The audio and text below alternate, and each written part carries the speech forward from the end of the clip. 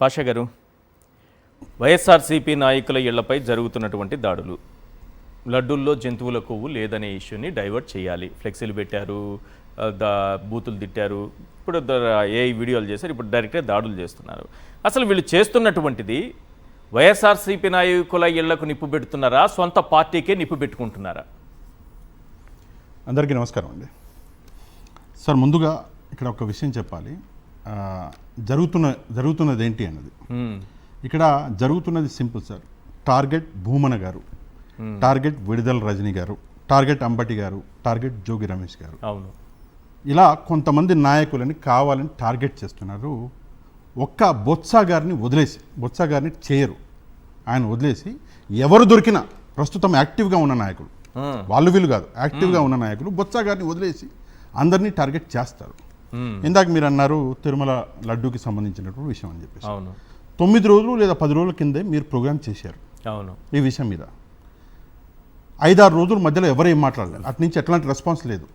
యూజువల్గా పాలిటిక్స్లో ఏముంటుందంటే విమర్శ జరగంగానే కొన్ని నిమిషాల్లో, కొన్ని గంటల్లోనే ప్రతి విమర్శ అనేది వచ్చేస్తుంది, లేదంటే కనీసం ఖండిస్తారు. కానీ రాలా 5-6 రోజుల తర్వాత, అంటే 10 రోజుల కింద మీరు ప్రోగ్రామ్ చేస్తే దాదాపుగా 5-6 రోజుల తర్వాత ఒక 2-3 రోజుల కింద ఆ బ్యానర్లు పెట్టారు. ఎందుకు ఈ హాల్ట్, ఎందుకు ఇలా 5-6 రోజులు వేస్ట్ చేశారు వీళ్ళు ఎప్పుడైనా ఆలోచించారు మీరు?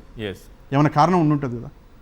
నో డౌట్ తిరుమల లడ్డు విషయాన్ని వాడుకుంటున్నారు వీళ్ళు, సందేహం లేదు. కానీ దేన్ని డైవర్ట్ చేయడానికి అంటే 5,000 కోట్ల రూపాయల ఒక స్కామ్, ఒక భూ స్కామ్, అదే గీతం యూనివర్సిటీకి సంబంధించినటువంటి ల్యాండ్ స్కామ్ని డైవర్ట్ చేయడానికి మాత్రమే ఆ పోస్టర్లు వెలిచాయి. ఒక చిన్న విషయం చెప్తాను సార్ మీకు.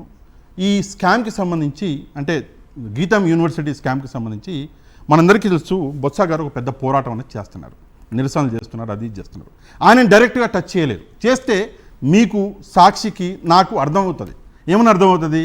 ఆ గీతం వల్ల వీళ్ళు టచ్ చేస్తున్నారు అని చెప్పేసి అర్థమవుతుంది. టచ్ చేయలేము. మరి ఎట్లా? బొత్స గారు ఆయన మండలిలో, మీకు తెలుసు, మన పార్టీ తరఫున, వైసీపీ తరఫున ఆయన లీడ్ చేస్తున్నారు వైసీపీ. అదొకటి. 2, మండలి చైర్మన్, ఆయనను కూడా కంట్రోల్ చేయడం కొంచెం కష్టమే. మండలి ద్వారా ఆ విషయాలు బయటకు వచ్చి ఆయన నిరసనలు చేసి ఆ విషయం సెంట్రల్ గవర్నమెంట్ దాకా పోయి మళ్ళీ అక్కడ ఎవరో అర్నబ్ గోస్వామి లాంటి వాడు ఒకటి అందుకొని ఈ స్కామ్ మొత్తం పెద్ద దందా ఇది అని చెప్పేసి ఒక పెద్ద రచ్చ అయితే సెంట్రల్ నుంచి ముట్టికాలు పడతాయి. మరి ఎలాగ ఏం చేయాలి? వీళ్ళని అడ్డుకోవాలి, వీళ్ళని ఆపాలి, ఏం చేయాలి అని ఒక ఎమ్మెల్యేని కూడా ఎరేసారు. అదే మన జనసేన ఎమ్మెల్యేని కూడా ఎరేసారు, వాడుకున్నారు. కానీ అది కూడా కుదరలా. ఏం చేయాలి దన్ను అని చెప్పేసి ఆ పోస్టర్లు వెలిసినాయి. సింపుల్ విషయం సార్, ఇందాక కూడా చెప్పారు మీరు కూడా. జనరల్గా ఇలాంటి పోస్టర్లు వచ్చినప్పుడు ఏం చేస్తారు పోలీసులు అంటే వాళ్ళే తొలగిస్తారు. ఎందుకు తొలగిస్తారు? సుప్రీంకోర్టులో ఉన్నటువంటి కేసు, అది కాకుండా ఒక మతానికి సంబంధించి, ఒక గుడికి సంబంధించినటువంటి పోస్టర్లు కాబట్టి అందుకే గొడవలు జరిగే ఆస్కారం ఉందని తొలగిస్తారు. కానీ పోలీసులని కాన్ఫిడెన్స్తో తీసుకున్నారు, తొలగించని బల. దాని తర్వాత ఏం జరిగింది? కొంతమంది వెళ్ళారు, వైసీపీ వాళ్ళు తొలగించారు, అంబటి గారు వెళ్ళారు. యాక్చువల్గా ప్రైమరీ టార్గెట్ వచ్చేసి భూమన గారు అనిపిస్తుంది. కానీ భూమన గారు బయటికి రాలా. ఆయన యాగం చేస్తున్నానని చెప్పేసి ఆయన లోపల ఉండిపోయారు. ఆ రోజు బయటకు వచ్చినటువంటి వ్యక్తి ఎవరు అంటే అంబటి గారు. నో డౌట్ అంబటి గారిని చాలా రోజుల నుంచి ట్రాప్ చేయడానికి ప్రయత్నిస్తున్నారు. అంబటి గారు దొరికారు. కాకపోతే ఒక విషయం అబ్జర్వ్ చేశారా మీరు? అంబటి గారు చంద్రబాబు నాయుడు గారిని ఏదో అన్న తర్వాత అల్లర్లు మొదలయ్యాయి అని అనుకోవడం అన్నది అది మూర్ఖత్వం. అల్లర్లు అన్నవి నిన్న ఉదయం నుంచే కర్రలు పట్టుకొని గుంటూరులో తిరుగుతున్నారు జనాలు. అల్లర్లు చేయాలని చెప్పేసి ముందు నుంచే కాన్ఫిడెంట్ గా ఉన్నారు. ఎలాగైనా సరే ఈ విషయం మీద అల్లర్లు చేయటం కంటే కూడా సార్ అంబటి రాంబాబు గారిని చంపేయాలి, హత్య చేయాలనేటటువంటి కుట్ర చేశారనడానికి ఈమెవరో స్వాతి రెడ్డి అంట, ఎలియాస్ స్వాతి చౌదరి అంట, ఆమె పెట్టినటువంటి ట్వీట్ ద్వారా అర్థమవుతోంది. అదే సార్, ఇప్పుడు అంబటి రాంబాబు గారిని చంపడానికి కుట్ర చేశారనేది వాళ్ళ ట్వీట్ ద్వారా బయట పెట్టుకున్నారు. ఆమె రాసింది, అంబటి రాంబాబు ఎపిసోడ్లో గుంటూరు వెస్ట్ ఎమ్మెల్యే గల్లా మాధవి ఆమె భర్త రామచంద్రరావు కీలకం పోయించారు వైసీపీ వాళ్ళకి. గల్లా రామచంద్ర ఫోటోస్ సేవ్ చేసుకుంటున్నారు వైసీపీ వాళ్ళు, ఏదో చేస్తారు. మీరు అనుకుంటున్నారు ఆయన వ్యక్తి కాదురా, కనబడని శక్తి. గల్లా రామచంద్రరావుకి అంబటి దొరికి ఉంటే ఈ పాటికి అంత్యక్రియలు పూర్తయ్యేవి. అదే సార్, నేను అదే పాటికి అంత్యక్రియలు పూర్తయ్యి, నేను అదే చెప్పాలనుకుంటున్నా. ఈ రోజు ఆ డిస్కషన్ సరే, ఆమె ఎంత పెద్ద కుట్ర చేశారో చూడండి. ఆమె ఎవరో నాకు మాజీ మంత్రిని చంపడానికి కుట్ర. ఆమె ఎవరో నాకు తెలియదు, బట్ నో డౌట్ ఒక టార్గెట్ అన్నది చేశారు. ఒక్క నిమిషం పాషా గారు మాట్లాడండి ఆయన్ని. పర్లేదు అయిపోయిందండి, ఆయన చెప్పేశారు. ఆమె ఎవరో నాకు తెలియదు, నేను అనేది ఒకటే, ఆమె చేసేది అదే ప్లానింగ్. ఏం చేస్తున్నారు, మిమ్మల్ని నన్ను అందరినీ బిజీ చేస్తున్నారు, మనం అందరం కూడా బిజీ అవుతున్నాము. నో డౌట్ అంబటి గారిని టార్గెట్ చేశారు, అంబటి గారిని టార్గెట్ చేయలేదు, అంతకుముందు విడుదల రజనీ గారిని చేశారు, ఆమె మీద కూడా అటాక్ జరిగింది. ఈ రోజు మనం చూసుకుంటే జోగి రమేష్ గారిని కూడా చేశారు, ఆయన మీద కూడా అటాక్ జరిగింది. అంతకంటే ముందు ఇంకా నాయకుల మీద అటాక్ జరిగింది. ఇదంతా ఒకేసారి ఎందుకు జరుగుతుంది? 10 రోజుల కింద ఈ ఇష్యూ వస్తే 5-6 రోజులు మనం అందరం ఆ విషయం మీద మాట్లాడితే ఎవడు స్పందించని వాడు 2 రోజుల నుంచే ఈ ఇష్యూ మీద ఎందుకు స్పందిస్తున్నారు అంటే దీనికి ఒకటే కారణం ఏంటంటే ఈ గీతం యూనివర్సిటీకి సంబంధించినటువంటి 5,000 కోట్ల రూపాయల భూములు, ఆ భూములు లోకేష్ గారి తోడల్లుడే అనుకుంటా, మన బాలకృష్ణ గారి అల్లుడు, ఆయనకి అందించాలన్నటువంటి ఆ తొందర అనేది కనిపిస్తున్నది. అదొకటి. రెండోది ఏంటంటే నో డౌట్ ఈ తిరుమల ఇష్యూ అనేది హాట్ టాపిక్. ఆ హాట్ టాపిక్ ని వాడుకుందాము అనుకున్నారు, ఆ హాట్ టాపిక్ ని వీళ్ళందరూ వాడుకున్నారు. వాడుకునే ఈ విధంగా దాడులు చేయటం, అంబటి రాంబాబు గారు ఏదో మాట్లాడారు కాబట్టి ఆయన మాట్లాడడం తప్పు అన్నది ప్రజలు చర్చించుకుంటారా? వీళ్ళ దాడులు, వీళ్ళు చేస్తున్నటువంటి కుట్రలు, హత్యలు చేయడానికి వీళ్ళు పన్నుతున్నటువంటి ప్లాన్లు, ఈరోజు మహిళలు ఒంటరిగా ఉన్నటువంటి ఇంట్లో చొరబడి వాళ్ళు చేసినటువంటి బీభత్సం, ఇది ప్రజలు చర్చించుకునే అవకాశం ఉందా? ప్రజల్లోకి వెళ్తుందా? ఇది మంచి ప్రభుత్వంగా మిగులుతుందా? పోనీ వాళ్ళు చెప్తున్నారు 100% అంబటి రాంబాబు గారి ఏజ్ నాకు తెలిసి 60కి పైన ఉంటుంది. ఒక 60కి పైగా ఉన్నటువంటి ఒక వ్యక్తిని కారులో అందరూ చుట్టుముట్టేసి ఆయనని భయభ్రాంతులకి గురి చేసే ఒక ప్రయత్నం చేస్తే ఆ ఏజ్లో ఆయన నోటి నుంచి వచ్చినటువంటి ఒక మాట, అది కూడా నేను చెప్పాలని చెప్పలేదు, అది కోపంలో బై ఎమోషన్ అది బయటకు వచ్చేసింది అన్నట్టుగా ఆయన చెప్పారు. బయటకు వచ్చి దానికి ఎక్స్ప్లెనేషన్ ఇచ్చారు. ఇందాక అంటే నేను చూసా సోషల్ మీడియాలో ఒక వ్యక్తి, ఆయన పేరు టీడీపీ పట్టాభి గారు, ఆయనని ఈయనని కంపేర్ చేసి ఒక కార్యక్రమం చేస్తున్నారు. ఒక్క సెకండ్ టైం ఇవ్వండి. ఈ పట్టాభి అనేటటువంటి వ్యక్తి ఒక ఏసీ రూమ్లో కూర్చొని, తన ఆఫీస్లో కూర్చొని తాను రాజకీయంగా ఎదగాలి అన్నటువంటి దురుద్దేశంతో ఒక సిట్టింగ్ ముఖ్యమంత్రిని పట్టుకొని అనకూడని ఒక మాట అన్నాడు. అక్కడ ఆయన ఉద్దేశం ఏంటి? రాజకీయంగా తను ఎదగాలని. ఇక్కడ అంబటి రాంబాబు గారు అన్నటువంటి మాట అవుట్ ఆఫ్ ఎమోషన్, తన ప్రాణాలకి అక్కడ పెద్ద ఆపద వచ్చింది, అన్ని చుట్ల నుంచి కారుని చుట్టుముట్టేశారు, ఏం చేయాలో అర్థం కాని పరిస్థితి, కాపాడవలసిన పోలీసులు అక్కడ ప్రేక్షక పాత్ర వహిస్తుంటే ఆయన చెప్పారు. దాన్ని దీంతో కంపేర్ చేసే మూర్ఖులకి దయచేసి ఒకసారి ఆలోచించుకోవాలి. సరే ఓకే, చెప్పారు, అవుట్ ఆఫ్ ఎమోషన్ వచ్చిన మాట ఓకే, ఆయన బయటకు వచ్చి మళ్ళీ చెప్పారు, ఆ విషయం మీద ఎక్స్ప్లెనేషన్ ఇచ్చారు, ఆయన క్లియర్గా చెప్పారు. లేదండి అండ్ ఇంకో విషయం సార్, అంబటి గారి ట్రాక్ రికార్డ్ ఒకసారి చూసుకుందాం. ఎప్పుడు కూడా తొందరపడి మాట్లాడే వ్యక్తి కాదు, మీకు తెలుసు, నాకు తెలుసు, అందరికీ తెలుసు. ఆయన మాట్లాడే విషయాన్ని చాలా కూలంకషంగా, చాలా కూల్గా మాట్లాడతారు. ఎవరి గురించి మాట్లాడినా, అది చంద్రబాబు నాయుడు గారి గురించైనా, నారా లోకేష్ గారి గురించైనా, జగన్మోహన్ రెడ్డి గారి గురించైనా ఆయన చాలా కూల్గా మాట్లాడేటటువంటి వ్యక్తి. అట్లాంటి వ్యక్తి ఈరోజు కేవలము ఆ టెన్షన్లో ఆ కార్ని ముట్టడించారని చెప్పేసి ఆ మాట మాట్లాడితే వీళ్ళు చేసింది ఏంటి అంటే ఆహా అన్నాడు అని చెప్పేసి మొత్తం విషయాన్ని డైవర్ట్ చేశారు, టోటల్ విషయాన్ని డైవర్ట్ చేశారు.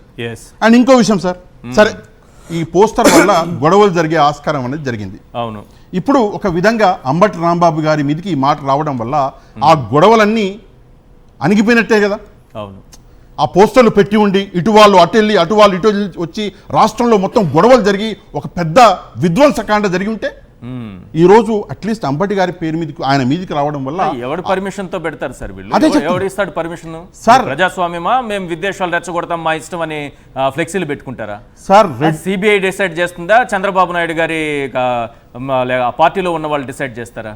ఆంధ్రప్రదేశ్లో రెడ్ బుక్ రాజ్యాంగం నడుస్తుంది అని చెప్పేసి డిస్కషన్ మనం గత 20 నెలల నుంచి చేస్తున్నాం. ఇంకా కూడా మీరు రాజ్యాంగం నడుస్తుంది అనుకుని మీరు ఒక దాంట్లో ఉన్నారు, భ్రమలో.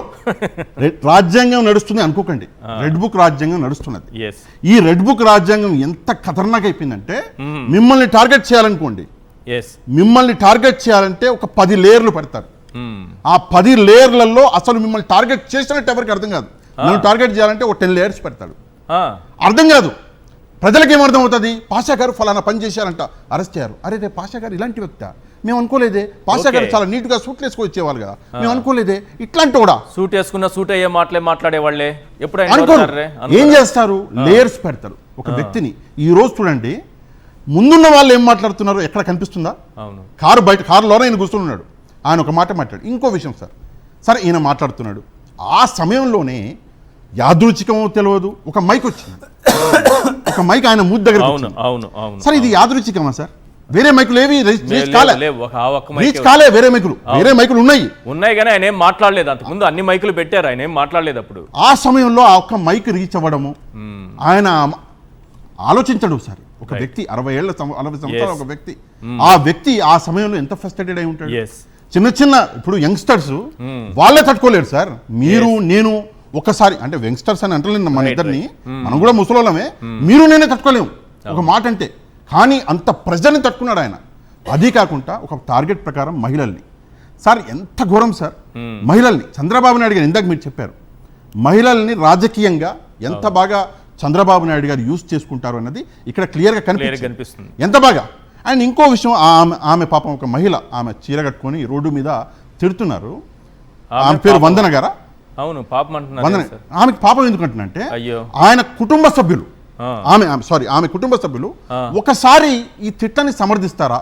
ఒకటి. రెండోది, కుటుంబంలో ఉన్నటువంటి లేకపోతే ఆమె ఇంత ఎదగలేరు కదా. లేదు అదే చెప్తాను సార్, కుటుంబంలో ఉన్నటువంటి పిల్లలు ఉంటారు. అవును, చిన్నపిల్లలు ప్రతి కుటుంబంలో కూడా అవే నేర్చుకుంటారు. మరి పిల్లలకు కూడా ఇదే నీతి వాక్యాలు మీరు ఆమెను చూసిన తర్వాత పిల్లలు మంచి లాంగ్వేజ్ వస్తుంది, పిల్లలు చాలా సంస్కారవంతంగా పెరుగుతారు అని మీరు అనుకుంటే మరి ఆమె సమాధానం చెప్పాలి. నాకు తెలియదు మరి సార్.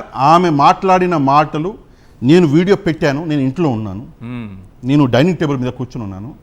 స్టార్ట్ అయ్యంగానే ఇమ్మీడియట్లీ నేను ఆ సౌండ్ తగ్గి, తల్లిదండ్రులు ఎలా పెంచాలి పిల్లలు అనేది వాళ్ళు ఉండే విధానాన్ని బట్టి పిల్లలు పెరుగుతారు. ఆమె ఆడియో నేను తగ్గించేసా, ఎందుకంటే ఫ్యామిలీ ఉంది, ఎవరికైనా అర్థమయ్యి ఒక తిట్టు చాలా గలీజ్గా ఉంటుంది. అంటే ఒక మహిళ అంతలా తిట్టడం ఒకటి. రెండోది, మేము అటాక్ చేయాలన్న ఉద్దేశం. నాకు ఇంకా గొప్ప విషయం ఏంటంటే తిట్టడం కంటే కూడా గతంలో శ్రీరెడ్డి గురించి, ఆర్జీవి గురించి చాలా సూక్తులు చెప్పారు. అవును, ఉంటే ఓకే ఇది మామూలే వీళ్ళు మాట్లాడేదని. శ్రీరెడ్డి గురించి, ఆర్జీవి గారి గురించి కాదు, భాష ఎలా మాట్లాడాలి, ఎంత బాగా మాట్లాడాలి. శ్రీరెడ్డి గారు భాష కరెక్ట్ వాడట్లేదు, ఆర్జీవి గారు వాడట్లేదు, తెలుగు భాషని గౌరవంగా వాడాలి అని ఒక పెద్ద సూక్తి చెప్పారు. ఈ రోజు ఆమె నేర్చుకున్న భాష విని నిజంగా నేను ఈ వయసులో నేను సిగ్గుపడుతున్నా. ఆ ఆడియోని ఎక్కడన్నా ప్లే చేద్దాం, మీరు ఒకసారి చూడండి సార్. మన ఇద్దరం లంచ్కి వెళ్దాం, సారీ డిన్నర్కి వెళ్దాం, ఈ ఆడియోని ప్లే చేద్దాం ఈ రెస్టారెంట్లో. జనాలు అందరూ ఏమంటారు, మూర్ఖులా మీరు, ఫ్యామిలీతో వచ్చినాము ఇట్లాంటి లాంగ్వేజ్ వాడతారా అంటారు. అవును, కరెక్టా కాదా? తిడతారు. మరి ఆ లాంగ్వేజ్ ని రోడ్డు మీద బట్టి ఆమె మాట్లాడుతున్నారు. మగవాళ్ళు సైలెంట్ గా ఉన్నారు సార్ పాపం. అక్కడ చూడండి, ఇక్కడ మీరు చూడాల్సిన మగవాళ్ళు సైలెంట్ కాదు, మగవాళ్ళ సంగతి చూడాలి. మగాడే సైలెంట్ గా ఉన్నారు, మగాళ్ళందరూ సైలెంట్ గా ఉన్నారు. టీడీపీలో పక్కన పోలీసులు ఉన్నారా? పక్కన అగో చూడండి, ఆ పోలీసులు ఆమెని సెక్యూరిటీ ఇస్తున్నారు ఆమెకు, లేదంటే అక్కడ సిచ్యువేషన్ కంట్రోల్ చేయడానికి వచ్చారా? ఒకవేళ కంట్రోల్ చేయడానికి వస్తే ఆమెను తీసుకెళ్లి బండ్లో పడేయాలి. అవును, బండ్లో పడేసిర్రా? లేదు, ఆమెకు ఏదో సెక్యూరిటీ ఇచ్చినట్టు, మేడం మీరు తిట్టండి, మేము ఉన్నాం, డోంట్ వరీ, మీ దగ్గరికి ఎవరు నాకు చూసుకుంటాం అన్నట్లుగా ఆమెకు సెక్యూరిటీ ఇచ్చుకుంటా. ఏ పార్టీకైనా అలాంటి నాయకులు కావాలని అనిపిస్తుంది. చూడండి, మగాళ్ళంతా ఊయని చేతులు ఇట్లా అంటున్నారు. ఒకసారి అది ప్లే చేయండి. వీళ్ళు ఇట్లా అనడంలోనే ఉన్నారు, కానీ ఆమె చూడండి ఎంత చక్కగా మాట్లాడింది. వాళ్ళందరినీ డామినేట్ చేసుకుంటూ. ఇలాంటి వాళ్ళు రాష్ట్రానికి ఆదర్శం. వీళ్ళని ఆదర్శంగా తీసుకొని మన పిల్లల్ని కూడా మనం ఇట్లాంటి వీడియోలు చూపిస్తూ పెంచాల్సినటువంటి బాధ్యత.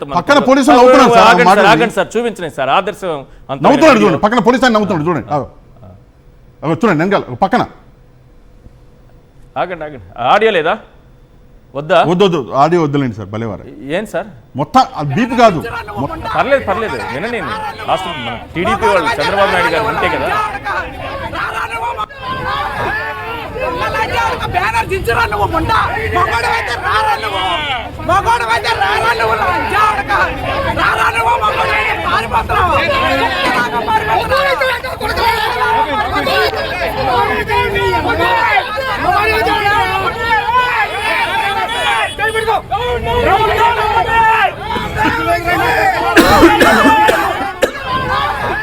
నేనేం కరెక్ట్గానే మాట్లాడాను. ఇట్లాంటి వాళ్ళు పార్టీకి ఆదర్శం. నడవలేక కూడా ఇబ్బంది పడుతూ కూడా పార్టీ కోసం అంత శ్రమించి అలాంటి మాటలతో వీధిని ఎక్కి అంత గట్టిగా మాట్లాడుతుందంటే అట్లాంటి వాళ్ళు పార్టీకి అవసరం ఉంటారు సార్. ఇది చాలా మర్యాదగా, గౌరవంగా ఆ బ్యానర్ ముందర నిలబడి మీరు దయచేసి తీసేయండి, 24 గంటలు టైం ఇస్తున్నా, పీకి పడేయడం నాకేముంది, నేను ఆ పని చేయను అని మర్యాదగా మాట్లాడిన వ్యక్తి గురించి ఆమె మాట్లాడే అమర్యాద కలిగినటువంటి మాటలు విన్నారా? Yes, right.